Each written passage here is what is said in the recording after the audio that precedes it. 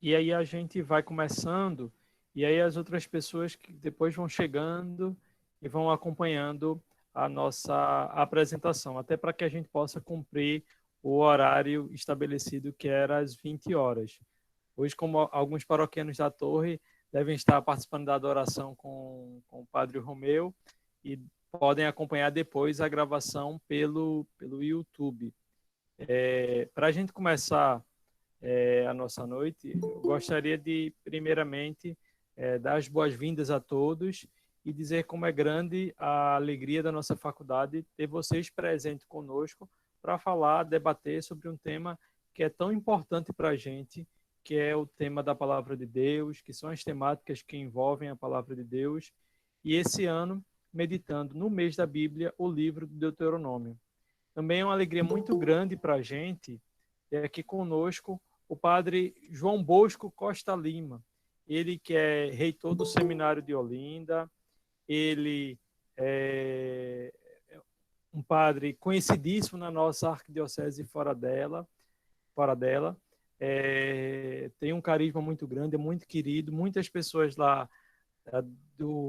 da nossa faculdade o conhecem, a gente tem vários colaboradores que moram ali na região de Boa Viagem e tiveram o prazer de tê-lo como pároco lá em Boa Viagem, e hoje a gente tem a honra de tê-lo conosco, ele que faz parte de um dos nossos conselhos, né? Ele é sempre muito bem-vindo na nossa casa, e agora a gente vai ter a honra de ouvi-lo falar um pouco sobre o livro do Deuteronômio. Então, Padre Bosco, a casa é sua. Eu quero dizer que o professor Leandro, o diretor da faculdade, infelizmente ele não pode estar presente neste momento, porque está tendo uma reunião da ANEC, ao qual ele é membro conselheiro do comitê, e aí não poderia faltar essa reunião, mas me mandou um abraço. Ele disse por várias vezes, eu gostaria muito de poder participar, quando acabar aqui, se der tempo eu entro, mas a conversa está tão longa aqui que eu acho que não vou conseguir participar. Mas vejo o vídeo depois, mas eu quero deixar o meu abraço para o Padre João Bosco. Então, Padre Bosco, se sinta abraçado pelo professor Leandro, diretor da nossa faculdade, e é uma honra tê-lo conosco. Pois tá bom, Cordeiro, muito obrigado, e obrigado pelas palavras de boas-vindas, também em nome do diretor Leandro Genuíno. Eu queria poder afetuosamente saudar a todos e a cada um num tema que é tão importante e que nos obriga, no bom sentido da palavra, a começar rezando, e não poderia ser diferente, não é? Falar sobre a palavra de Deus também nos pede oração. Então vamos iniciar rezando em nome do Pai, e do Filho, e do Espírito Santo. Amém. Pai nosso que estás nos céus, santificado seja o vosso nome. Venha a nós o vosso reino. Seja feita a vossa vontade, assim na terra como no céu. O pão nosso de cada dia nos dai hoje. Perdoai-nos as nossas ofensas, assim como nós perdoamos a quem nos tem ofendido, e não nos deixeis cair em tentação, mas livrai-nos do mal. Amém. Oremos. Deus onipotente e misericordioso, por cuja palavra transforma todas as coisas, fortalecei-nos nesta noite de estudo em torno do livro do Deuteronômio, para que, iluminado pela tua palavra, sejamos firmes no teu amor por Cristo nosso Senhor. Amém. Olha, eu queria dizer o seguinte, antes de entrar propriamente no tema, quando o Cordeiro me fez o convite, eu aceitei de imediato, mas depois, quando me aprofundei um pouco mais no livro do Deuteronômio, eu tomei um susto. Por duas razões. Primeiro, porque só a parte histórica, né, exigiria, no mínimo, 1h30. A parte teológica, um pouco mais. Então, falar dessa realidade em pouco tempo, né, sem dúvida, uma grande obra de arte, viu? Que eu conto com a compreensão de vocês, porque nós vamos dar apenas pinceladas, viu? Apenas algumas pistas deste livro tão importante e que compõe o último livro da Torá. Uma coisa importante, minha gente, quando a gente fala no livro do Deuteronômio, até uma brincadeira, mas que é séria, na verdade, quando a gente encontra algumas pessoas que têm até dificuldade em pronunciar o nome, né? Eu já recebi gravações de pessoas dizendo leitura do livro do Deuteronômio, leitura do livro do Deuteronômio, e assim consequentemente. Mas a complexidade no nome, nós vamos perceber que a ordem desse livro tem muito a ver com cada um de nós. Então, na medida que eu for falando, também eu preparei alguns slides que Cordeiro vai coordenando essa parte aí e vai apresentando alguns slides. Mas o livro do Deuteronômio, meus amigos, é o 5º livro da Bíblia, né? E, naturalmente, faz parte desse conjunto que já vos disse da Torá. A palavra Deuteronômio vem da palavra grega que significa segunda lei. Aqui vocês estão vendo já agora, língua grega, segunda lei. Por que chama-se segunda lei? Vocês vão perceber daqui a pouco, embora que brevemente, que a primeira lei foi apresentada justamente por Moisés, não é? Lá no Monte Horebe. E a segunda lei, então, é essa, apresentada pelo povo de Deus, né? E, naturalmente, por Moisés, antes da entrada do povo na terra prometida. Então, da língua grega, vem segunda lei. Deutero, segunda, nomos, lei. Trata-se da segunda lei. Eu peço a Cordeiro que pode passar agora. Já na língua hebraica, o nome do livro do Deuteronômio vem da palavra Devarim, que significa palavra, por ser esta a primeira palavra do livro, que vocês podem conferir depois, Deuteronômio capítulo 1, versículo 1. Estas são as palavras que Moisés dirigiu a todo Israel, no outro lado do rio Jordão. Também, o livro do Deuteronômio tornou-se como que um livro, vamos usar a expressão muito nossa, de cabeceira dos reis de Israel. Quando os reis perceberam também que havia toda uma conspiração para, digamos assim, derrubá-los, então houve esta unidade profunda entre os reis.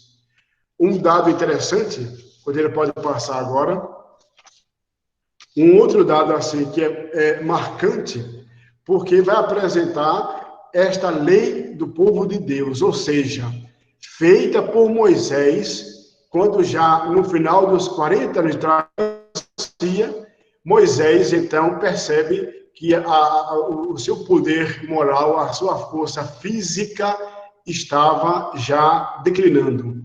Olha, eu encontrei nessas pesquisas aí do livro do Deuteronômio uma frase assim muito interessante e que me chocou no primeiro momento, né?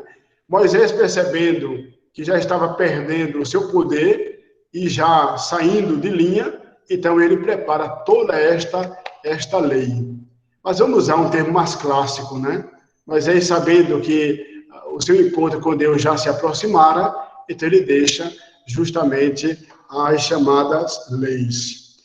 Agora, quando nós olhamos Deuteronômio capítulo 6, versículo de 4 a 9, nós entendemos qual a chamada, de fato, de Moisés. Ele diz assim, olha: ouve, ó Israel, o Senhor nosso Deus é o único Senhor. Portanto, amarás ao Senhor teu Deus com todo o teu coração, com toda a tua alma e com toda a tua força. Que estas palavras que hoje te ordeno estejam em teu coração. Aqui há uma novidade interessante apresentada no livro do Deuteronômio, é porque nós encontramos uma tradução, eu diria até melhor que essa, porque diz assim, grava em teu coração. Não é? O texto que eu ouvi diz escreve, mas gravar deixa uma marca para sempre. Por isso grava em teu coração. Tu as inculcarás aos teus filhos, e delas falarás sentado em tua casa e andando em teu caminho, deitado e de pé. Ou seja, que esta palavra, que esta lei, que estas leis façam parte da tua vida, não por um tempo, mas que a lei do Senhor, a obediência, seja uma marca registrada dessa tua realidade. Tu as atarás também às tuas mãos como um sinal, e serão como um afrontal entre os teus olhos. Tu as escreverás nos umbrais da tua casa e nas tuas portas. Olha o grande centro, digamos assim, do livro do Deuteronômio. Está aqui, capítulo 6, versículo 4 a 9. Ou seja, que estas leis estejam presentes em tua vida como o respirar, que não se afaste jamais. Agora, meus amigos, como a gente pode pensar usando a expressão moderna, essa sacada de Moisés, ou esta inspiração de Moisés? Nós podemos perceber no chamado grande movimento deuteronomista. O que foi este grande movimento deuteronomista? Antes de chegar propriamente ao livro, havia um desgaste político tremendo, patrocinado por Acabe e Jezabel. Em todo o reino do norte, eles introduziram, marcado pela influência de Jezabel, eles introduziram, então, a adoração a outros deuses, inclusive, de modo especial, a Baal, que era, digamos assim, o deus da chuva, o deus da colheita, e era o deus de devoção de Jezabel. Só para aumentar ainda o conhecimento, Jezabel era da Fenícia. Sendo ela da Fenícia, a adoração ao deus Baal era fortíssimo aí. De modo que ela, quando casa com Acabe, então ela leva toda essa realidade. Olha, uma coisa importante, sem querer fugir ao tema, porque também não cabe aqui, Jezabel e Acabe governaram de 874 a 853. Eles eram de um sucesso militar e político admirável, né? Uma capacidade de ver longe a esta realidade. Mas um dado que chama a atenção, meus amigos, é porque em 1 Reis, capítulo 21, versículo 25 ao 26, olha o que o autor diz a respeito de Jezabel.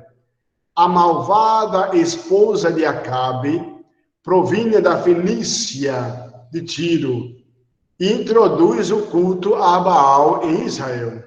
Vejam vocês, a malvada, porque toda a trajetória de Jezabel vai ser uma trajetória assim de assassinatos, de infidelidade, de adoração aos vários deuses. Isso vai minando um choque em toda a cultura, não é, já existente de um Deus único. Isso cria uma situação difícil. Depois, Acabe, que era tremendamente apaixonado por Jezabel, então introduz em todo Israel templos aos deuses. Só no período de Josias assume o poder aos 8 anos, mas é governado, né, o país é governado por uma junta, e aos 18 é que ele assume de fato o seu poder. Então, quando Jezabel termina o seu fim com Acabe, um fim trágico, por sinal, então o que é que acontece com Israel? Israel começa a derrubar todos os templos que foram erguidos a Baal e aos outros deuses. Um outro ponto interessante é que Jezabel, só para entender como que este livro do Deuteronômio foi sendo construído, né? Foi sendo construído. E foi sendo construído a partir de uma resposta justamente ao desmonte de Acabe e Jezabel e de outros reis também. Então, eles introduzem os chamados profetas do templo, ou os falsos profetas. Fazendo um link nisso que eu disse agora, e em 1 Reis, capítulo 18, 22, você vai dizer assim: só Elias era o verdadeiro profeta. É porque o tempo é pequeno, mas para dizer que Elias vive uma situação dificílima.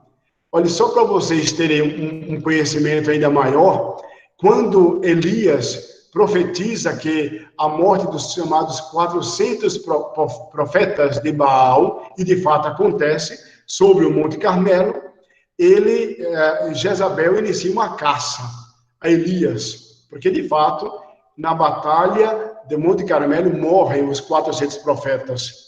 E Elias foge para o deserto, para o Sinai.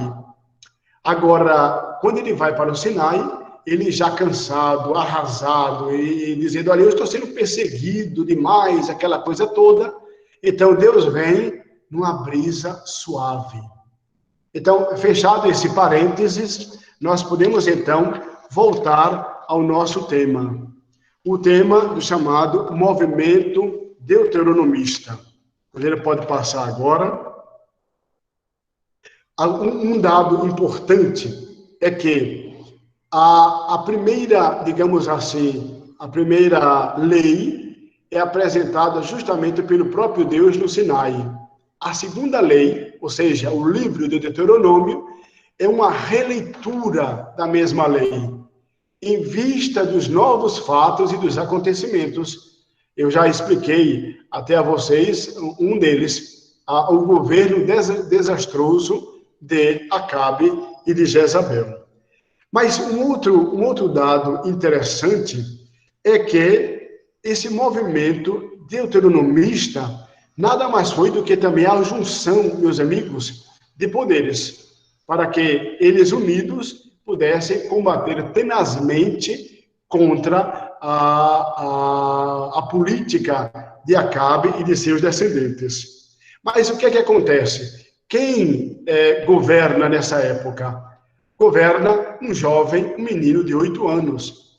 E segundo a lei de Israel, ele não podia, de fato, não tinha autoridade para governar plena e conscientemente. Então, forma-se aí uma junta que ajuda justamente no governo de Israel. Bem, passado este segundo momento, então assume Josias. Josias assume, filho do rei Amon. É um menino de apenas 8 anos. Quando, aos 18, Josias então assume e governa durante 30 anos Israel. Só a partir da chamada maioridade do rei Josias, que vai ser muito importante para implantar toda a reforma, não somente política, mas também a reforma religiosa em todo Israel. Então, durante todo esse tempo, ele governa. Um dado que aqui eu peço a atenção, sobretudo dos senhores todos, porque no reinado de Josias, então, o livro, ou pelo menos parte do livro do Deuteronômio, é encontrado. Guardem bem esta realidade, porque o livro foi escrito e foi naturalmente guardado. Só, meus amigos, na reforma iniciada por Ezequias, então, no ano 622, se não me falha a memória, 622, então o que é que acontece? Eles encontram o chamado livro da lei, segundo Reis, capítulo 22, versículo 8. Agora, esse processo de restauração do templo, né, em Jerusalém fez com que os sacerdotes encontrassem o livro da lei. Para que eles não fossem tomados de uma emoção, então, eles rapidamente, pode passar aí, Cordeiro, eles rapidamente, então, pensaram, o que nós vamos, então, fazer?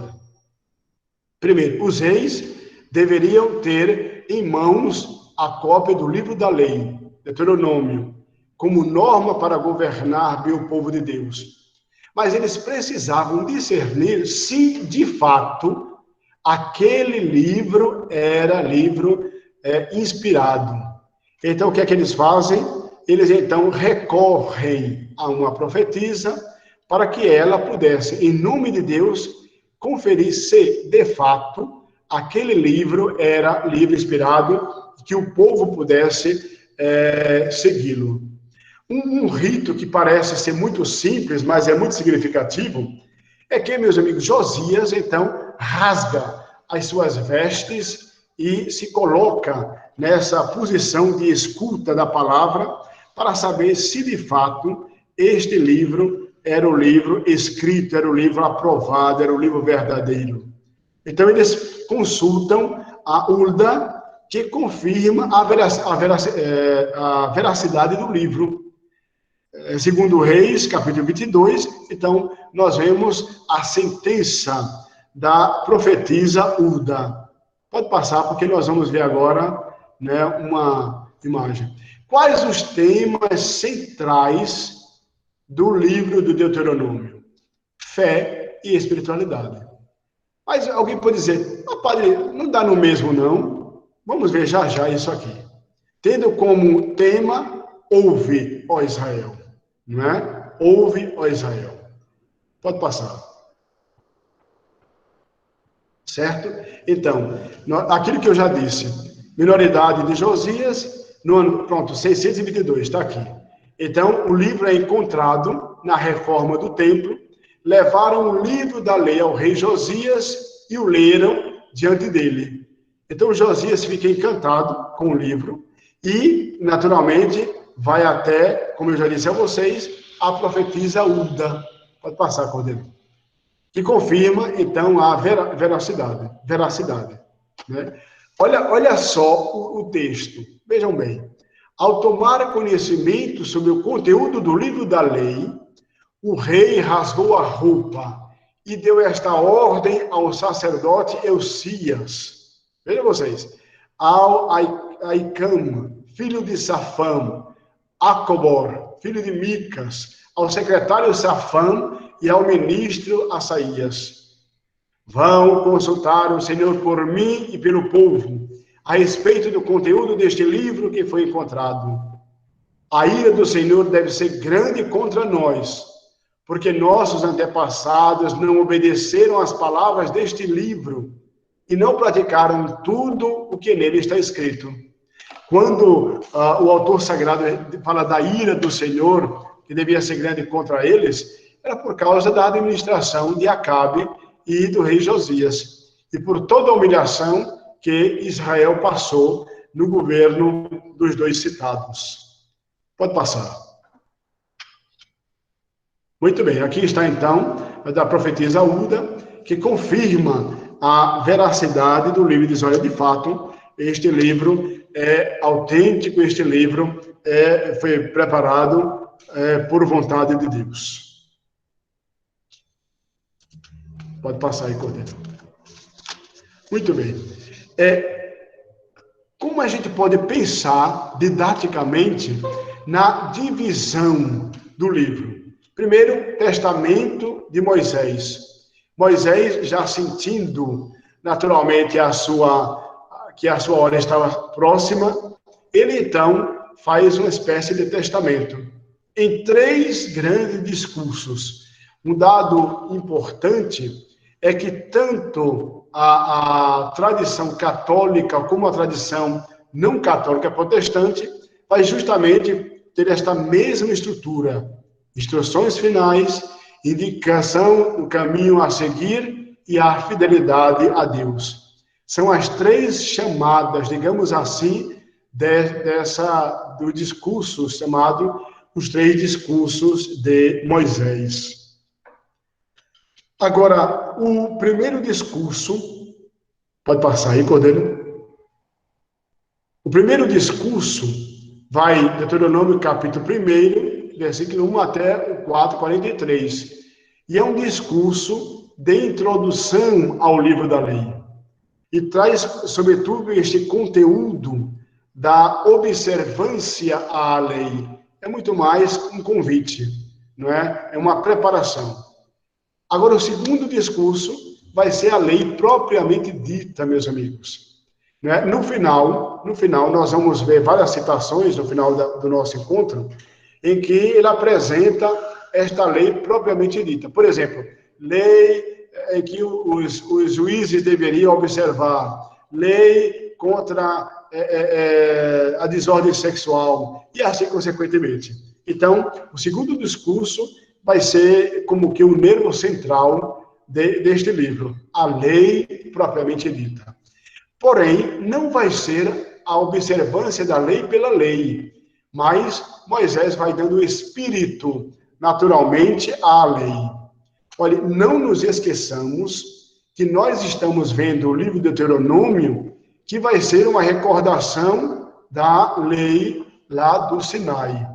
E o terceiro discurso de Moisés, que vai de Deuteronômio 28 a 69, até 30, capítulo 30, versículo 20.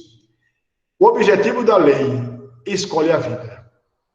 O livro do Deuteronômio vai ser este convite: escolhe, pois, a vida. Observar a lei de Deus é escolher a vida. Ser fiel à lei é ser também fiel à vida. Então, a divisão vai, sobretudo, pesar nesta realidade, olhando sempre para a vida. Não é a observância da lei pela lei, não é observar sem fundamentar-se, mas é observar a lei, tornando esta lei vida. Quem segue a lei de Deus, naturalmente, escolhe, pois, a vida. Nós vamos ver agora, então, qual a mensagem, de fato, do livro do Deuteronômio. Agora pode passar, Cordeiro? Perfeito. Primeiro, vai ser uma releitura da história do povo de Deus. O povo vai olhar para o seu passado, vai dizer, olha, nós, livres do Egito, nós agora caminhamos. E aquela passagem não vai ser uma passagem vista como uma tristeza, mas pelo contrário, vai ver a atuação de Deus. Deus que atuou, Deus que os libertou, Deus que ouviu o clamor daquele povo, e por isso o povo ficou livre. Aqui nós vemos, então, alguns livros que retratam justamente esta passagem. Primeiro, o livro de Josué, depois o livro dos Juízes, os livros de Samuel e também os livros dos reis. Todos esses livros vão recordar e vão fazer uma espécie de releitura da história do povo de Deus, tomando como ponto de partida a libertação do povo do Egito. Pode passar aí, meu chefe. Muito bem.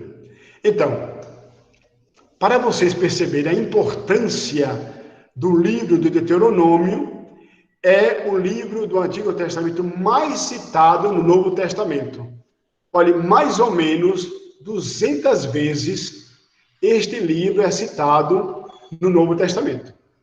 Quer dizer, é uma abundância, minha gente. Pode ser aí que um pouco menos, um pouco mais, mas pouca coisa, viu? Mas em torno de 200 vezes ele é falado. E aqui há um link muito grande entre esta realidade.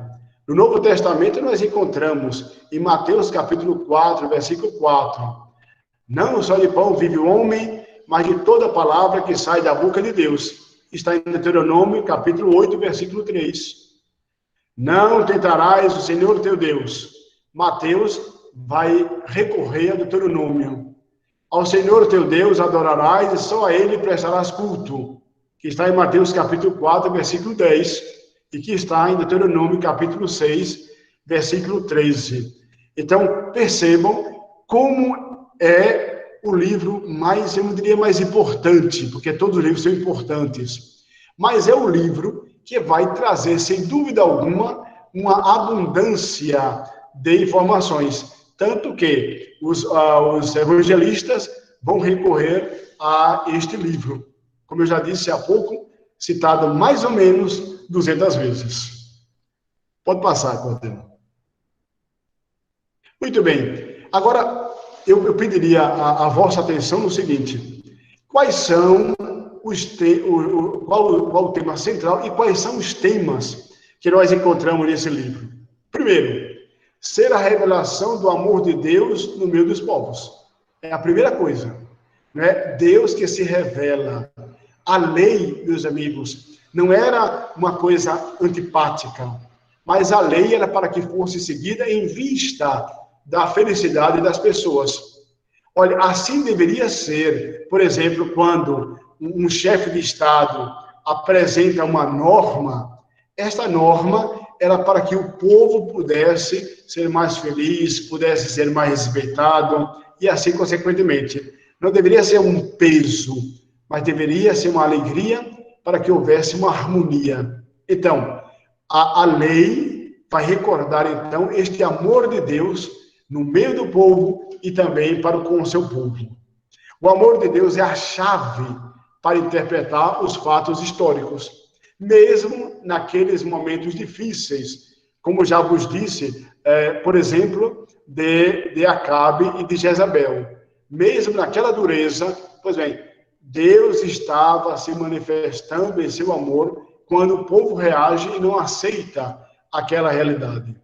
Sempre tomando como evento a libertação do povo do Egito.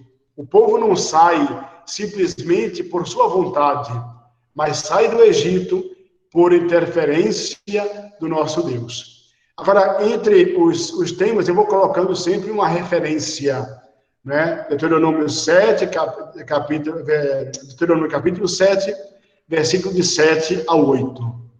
Pode passar para o segundo. O segundo vai ser uma espécie de memória, né? É muito interessante esta realidade, porque se o primeiro tema vai recordar a revelação e vai recordar este perfume do amor, o segundo tema vai ser justamente uma memória. Quem perde a memória, perde o rumo da vida. Por isso o povo não podia esquecer jamais a sua identidade.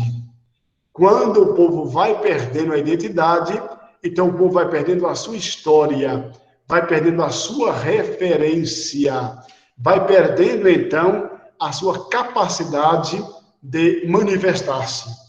Então, o segundo ponto, o segundo tema vai ser justamente uma espécie de memória. O povo olha para o seu passado, vai vendo os testemunhos dos antepassados e, ao mesmo tempo, vai olhando para o evento da libertação. Nós éramos escravos do faraó no Egito, mas o Senhor nos fez sair do Egito com mão forte. Deuteronômio capítulo 6, versículo 20 e 21. Agora, nós vamos ouvir quando lemos o livro, vamos ouvir várias vezes, é quase como um refrão, minha gente, quase como um refrão. O povo, Deus pede que o povo não esqueça do seu passado. É muito importante fazer sempre memória da libertação do Egito e memória, sobretudo, do evento que cada um vai ajudando a construir. O terceiro passo, nós podemos chamar de serviço. Então, vemos o segundo, o terceiro passo, então, serviço. Aqui, esse serviço vai mostrar que, pelo jeito de servir, o povo revela o rosto de Deus. Aqui nós colocamos, então, esses dois desenhos, para indicar sempre aquela referência. O povo vai se libertando, o povo escravo agora vai libertando do Egito e da escravidão. Mas, ao mesmo tempo, essa libertação, meus amigos, é o rosto de Deus no povo. Eu gosto muito dessa expressão, viu? O rosto de Deus no povo. Nós estamos vivendo esse tempo de pandemia. Olha, quantos gestos nobres nós não vivenciamos esses dias, esses meses. Quantas pessoas não manifestaram o rosto de Deus, né, quando serviram. Então, os profetas, os reis, né, e o povo, então torna-se serviço. Referência, Deuteronômio capítulo 4, versículo 20. Agora, eu coloquei também Isaías capítulo 42, porque vai fazer um link muito interessante sobre este serviço, olhando sempre para a libertação do povo lá do Egito. O quarto tema, nós vamos ver o Êxodo. Viver permanentemente um êxodo, ou seja, o povo não deve acomodar-se. O povo não deve achar que agora nós não precisamos mais crescer, não precisamos mais avançar, não precisamos isso, precisa sim. Vai ser sempre como que um povo em saída constante, um povo que se renova, um povo que vai encontrar os seus desafios, mas um povo que vai responder enquanto povo aos desafios. A libertação não terminou nunca. Olha, nem quando Josué se instala com o povo na terra prometida, nem ali, meus amigos. A libertação não termina ali, mas ela vai continuar até nos dias atuais. Hoje, somos nós, vocês que estão aqui tomando parte nesse encontro, eu que estou falando, todos nós continuamos ainda neste êxodo. O quinto tema que vai trazer é justamente a questão da comunidade. Olha, eu coloquei de propósito Deuteronômio capítulo 15, versículo 4. Vejam a consciência lúcida da lei. Entre vocês não haverá nenhum pobre. Entre vocês não haverá nenhum necessitado. Entre vocês não pode haver quem passe fome, não deve haver alguém faltando emprego e assim consequentemente. Vejam vocês a consciência da lei. Por isso que eu disse aqui no início, os reis deveriam tomar então esta lei e colocá-la no coração, gravá-la no coração. Observar os mandamentos é cuidar dos mais necessitados, cuidar dos pobres. E pobre aqui não pode ser entendido apenas como alguém que está sem bens materiais, desprovido dos bens materiais, mas também pobre deve ser entendido pobre em espírito, sem dúvida alguma. Certo? Então, a vida do povo deve ser o sinal dessa presença de Deus. Vai ser marcante. É aí que está o segredo, digamos assim, do livro de Deuteronômio. Vai apresentar-se, de fato, como esta presença. O povo que é unido, isso, perfeito, Mary. Pobre na espiritualidade, perfeito. Então, o povo vai justamente crescendo, quando torna-se povo comunhão, quando vai buscando ser presença na vida dos outros. Então, se alguém, por exemplo, está materialmente sem nada, é sinal de que a aliança não está sendo plenamente aplicada. A aliança não está sendo plenamente aplicada. O sexto tema, que é também muito interessante, nós vamos ver, então, Deus que liberta o povo da escravidão do Egito. Vocês se recordem que eu disse que o evento da libertação do Egito vai estar presente do início até o final do livro. O povo vai sempre fazer referência à libertação do Egito. Mas por que o povo faz sempre referência no livro do Deuteronômio? Para recordar, sobretudo, de que aquela libertação foi obra de Deus. E aquela libertação, sendo obra de Deus, Deus, então, institui um novo povo para que, agora guiado por Moisés, depois por Josué, o povo procurasse, então, a terra prometida, a terra onde corre leite e mel. O povo vai olhar sobre o passado, que tinha uma finalidade, nunca esquecer a libertação que Deus havia realizado. Agora, eu coloquei de propósito também esta afirmação. O povo nunca esquecesse a libertação que Deus havia realizado neste mesmo povo. Porque esta libertação era obra de Deus. Era obra de Deus, que Deus agora confiava ao seu povo, dizendo, olha, caminhe. Vocês podem e devem caminhar, mas caminhem tendo sempre essa consciência. Eu os libertei. Nós vamos passar, então, para a sétima, que faz parte também do coração do livro do Deuteronômio. Qual o sétimo tema? Aliança. É o livro da aliança de Deus com Israel. Guardem isto, meus amigos. O tema do livro do Deuteronômio nada mais é do que a recordação da aliança. Deus que faz aliança com o seu povo. Deus que insiste em amar Israel. Deus que não abandona Israel, mesmo quando Israel se afasta dele mesmo.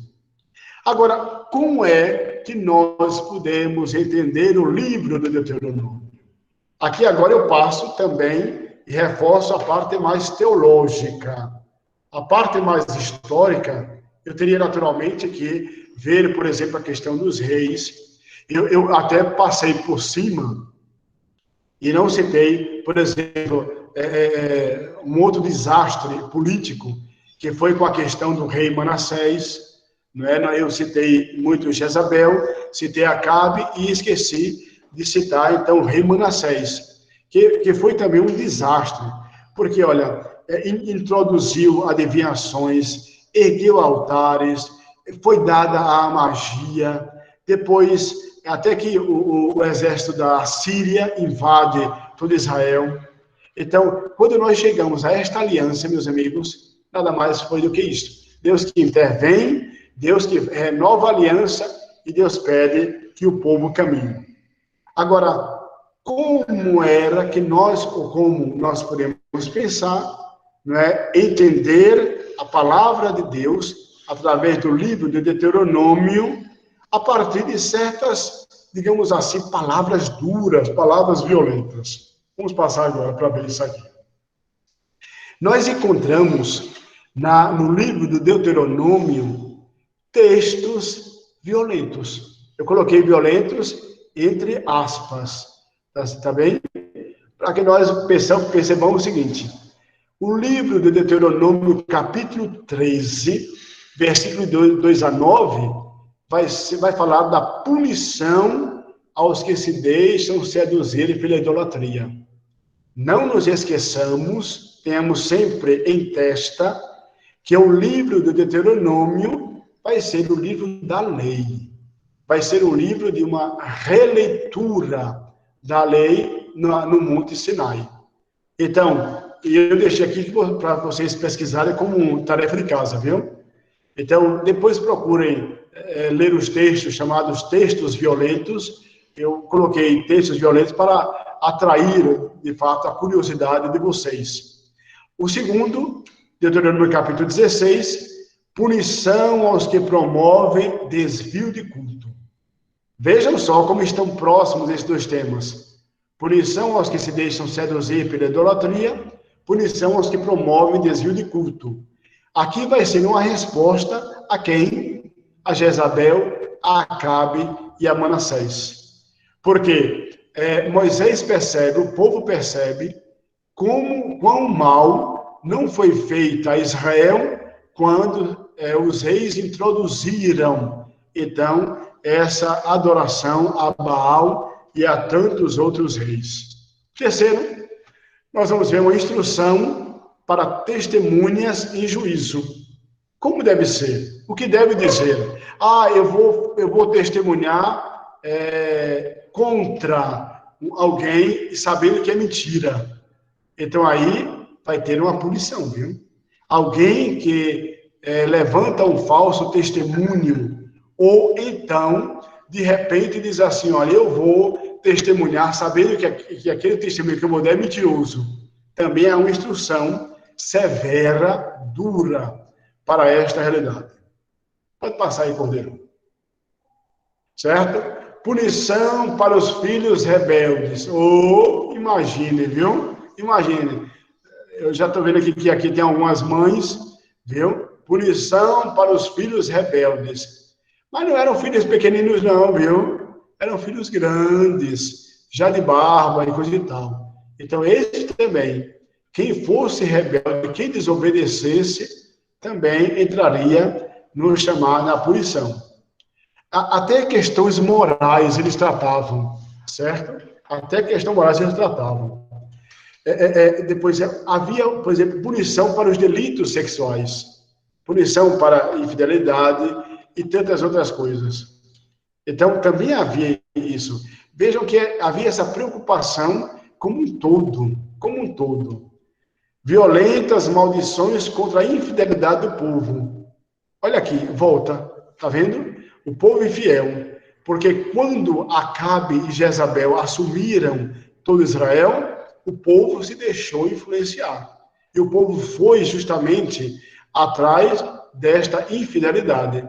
Tanto, meus amigos, que o profeta Elias começa justamente a dizer, olha, foi pela vaidade do povo que agora se instalou aqui a desordem.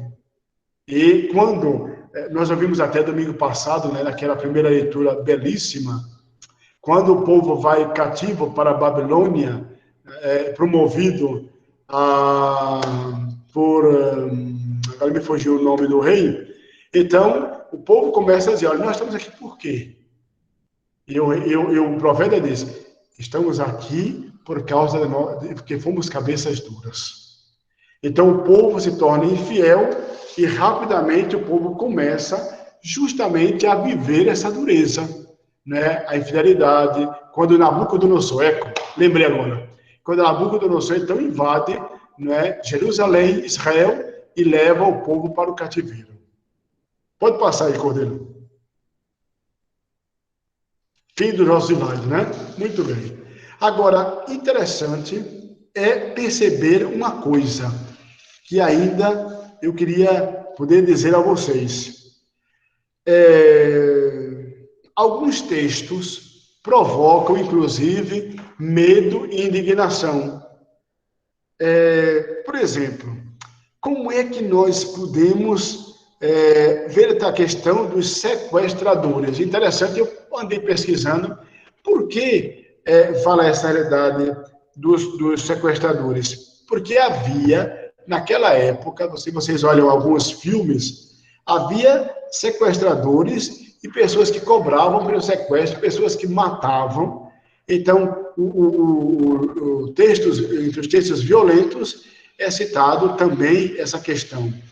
Os textos tão fortes que nos levam a questionar, de fato, meus amigos, a existência deles. Por que esses textos foram colocados aí? Certo? Como estão dentro de um livro considerado, e não somente, mas de fato, sagrado, após a leitura dos textos, nós podemos dizer, mas como? Como que temos esta realidade? Deus exigirá punição, de fato, para quem comete um delito. Como entender isto? Vamos, então, perceber agora, quase como penúltimo momento do nosso encontro, as chamadas chaves. A primeira chave, nós temos que entender cada texto bíblico a partir de sua época. A partir de sua época. A partir da forma como ele foi escrito, a partir da forma de governo. Né? Nós não podemos, eu sou historiador, viu, de formação, então nós não podemos, de forma alguma, usar os critérios de hoje para analisar e avaliar os acontecimentos de ontem. Mas temos, de fato, que perceber e inserir-nos no contexto existente, certo? Importante nenhum texto bíblico pode ser absolutizado. Isso é muito importante. Temos sempre que situá-lo no seu contexto, na sua época, no seu momento, para que nós tenhamos a maturidade, de fato, de conhecer este texto. A segunda chave, que nós podemos dizer assim, para entender esses textos violentos, digamos assim, está no link que todas essas realidades têm em Jesus Cristo. Também o livro do Deuteronômio foi esta preparação para a vida de Jesus. E aqui eu queria dizer, eu não quero ensinar a Padre Nosso a Vigário Velho, mas dizer a vocês o seguinte, meus amigos, desde o livro do Gênesis, ele foi escrito e os acontecimentos surgiram em vista da encarnação do Verbo, ou seja, da chegada de nosso Senhor Jesus Cristo. Então, a Bíblia vai ser eu vou usar o termo jogo, mas não é correto. Vai ser esta dinâmica religiosa, e não jogo, essa dinâmica religiosa que faz com que também nós nos situemos. Então, vamos fazer uma retrospectiva. Primeiro, livro do Deuteronômio, livro da lei, livro da palavra. Moisés, que vai justamente percebendo que o seu fim físico já estava chegando, então ele faz uma espécie de discurso. Na verdade, são 3 discursos. E tendo como tema principal a fidelidade, este novo povo que centraliza toda a sua vida, onde centraliza na palavra de Deus e na observância à lei. Mas essa observância, um elemento é muito importante, a obediência. Sem a obediência, não se consegue entender o sentido profundo da lei. Então, qual é a conclusão que nós podemos tirar deste livro do Deuteronômio? Permitam-me ainda concluir dizendo, 2 são, digamos assim, a conclusão, 2 conclusões. A primeira conclusão, que Deus nos ama, não é? Que nós já sabemos. Por isso, o livro do Deuteronômio, antes de ser o livro da lei, é o livro do amor. Porque isto mostra este amor de Deus para conosco. A lei, meus amigos, vai ser a lei do amor. Quando nós observamos a lei, quando nós nos preocupamos com os mais empobrecidos, quando nós nos preocupamos em aproximar-nos da palavra do Senhor, nós estamos percebendo que é a lei do amor. A segunda realidade é que nós vivemos nesta obediência à lei e por isso percebemos o coração de Deus nessa lei. Olha, por que nós encontramos hoje leis iníquas, leis verdadeiramente iníquas, e também no nosso país, mas no mundo? Porque são leis que não foram pensadas no amor pelas pessoas. E o livro do Deuteronômio vai apresentar esta bela realidade. Olha, eu gostaria imensamente de poder ainda dizer muitas coisas. Eu sei que era até às 20h45, né? Mas eu me fiz de besta aqui e nem perguntei para que Cordeiro dissesse, tem que ser até 20h45, porque o tema é muito interessante.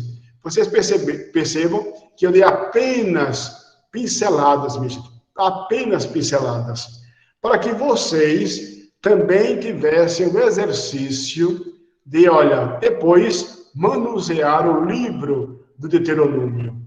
Agora, uma coisa, o livro do Deuteronômio vai ser também um puxavante de orelhas no povo e em cada um de nós. Nós vamos também receber este puxavante de orelhas. Por quê? Porque Deus nos ama, nós sabemos disso. Mas a grande pergunta é, nós correspondemos a este amor de Deus observando a lei? A lei foi feita, a lei não pode ser vista como uma imposição. Uma vez eu me recordo, eu estava numa roda de discussão, até quando eu vivi fora do país, e alguém me perguntou, mas padre, me diga uma coisa, os 10 mandamentos não foram uma ditadura, não? Porque Deus não consultou o seu povo.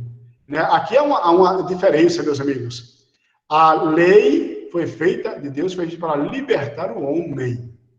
Para que o homem pudesse perceber o amor de Deus na lei. Então não foi imposição, não foi ditadura. Pelo contrário, foi para libertar. Deus que se alegra vendo o seu povo totalmente alegre. Então, eu queria dizer isso aí. Olha, pena, e eu quero já protestar, porque o tempo é pequeno.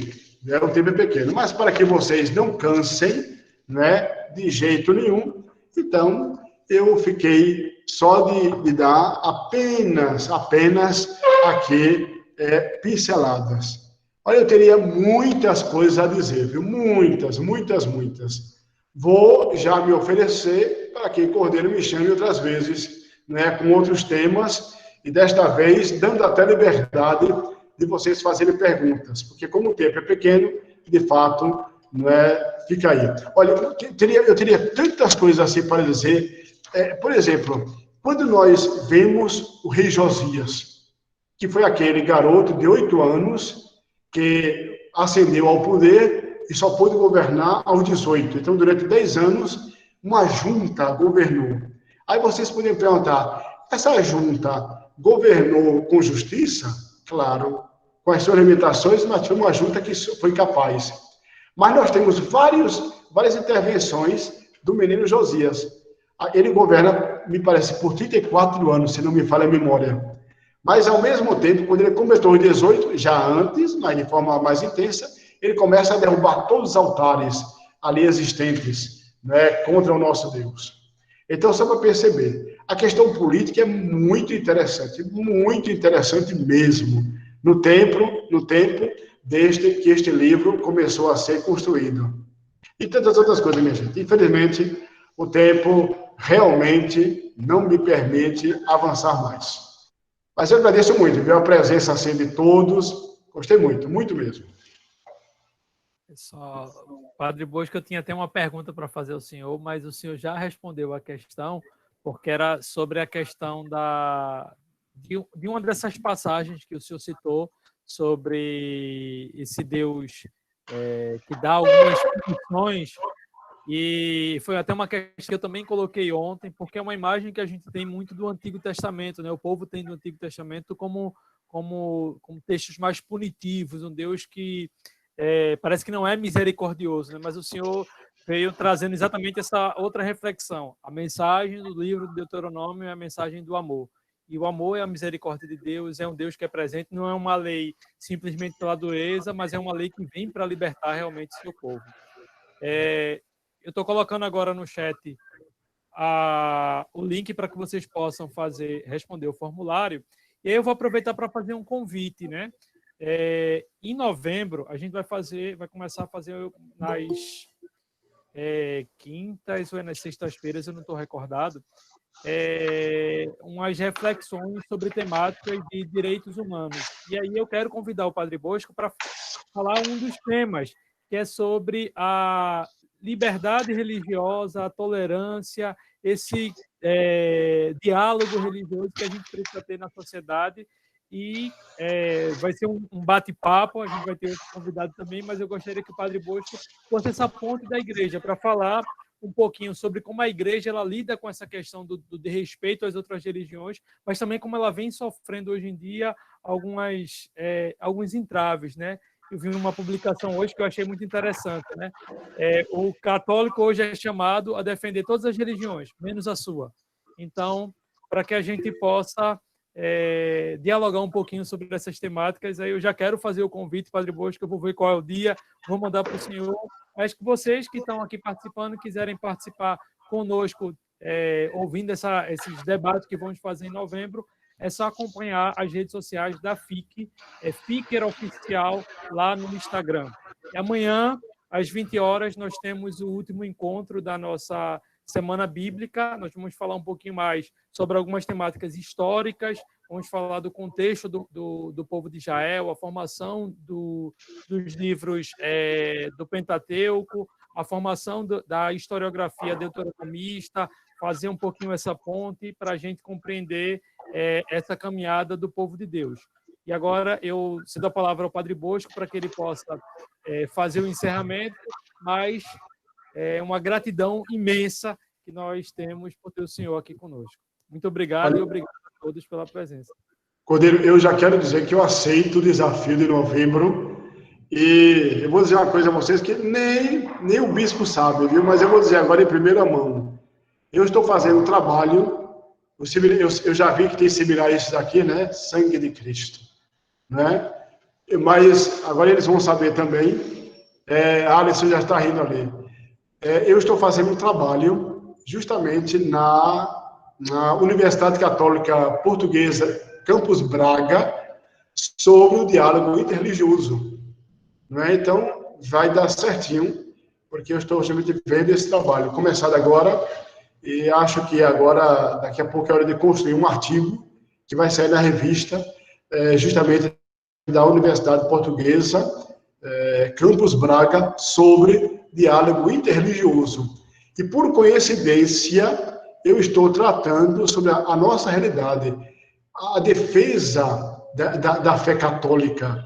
Porque muitas vezes a gente pensa que diálogo interreligioso é abrir mão daquilo que é essencial nosso, né? Que não é. Então, o trabalho está sendo feito justamente em torno disso. Eu vou até correr um pouquinho com esse trabalho, para poder dar essa modesta colaboração.